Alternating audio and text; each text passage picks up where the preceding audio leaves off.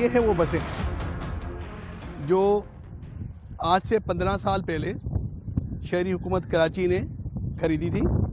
ये सीएनजी बसें हैं और ये तकरीबन 10 बरस तक कराची की सड़कों पर चलती रही और पिछले 5 बरस से ये बंद खड़ी हैं। और इनमें से कुछ बसें तो ऐसी हैं जो 7-8 बरस पहले से ही ख़राब हो चुकी थी। अब इन बसों को दोबारा ठीक करके पब्लिक प्राइवेट पार्टनरशिप के तहत सड़कों पर चलाने का ऐलान किया गया है।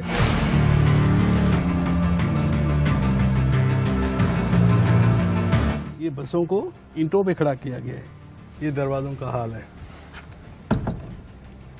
सुरजानी कोरंगी सुरजानी रूट पर चलती रही, अपनी उम्र ख़त्म कर दी, खिदमत की कराची के शहरियों की तकरीबन 10 साल तक।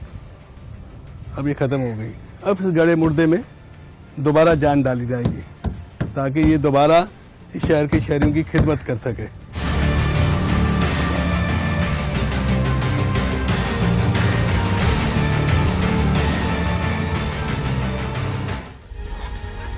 सर इसमें इसका पीछे रास्ता भी है। ओहो, इसमें तो कुत्ता बैठा हुआ है यार। इसमें तो कुत्ता बैठा हुआ है।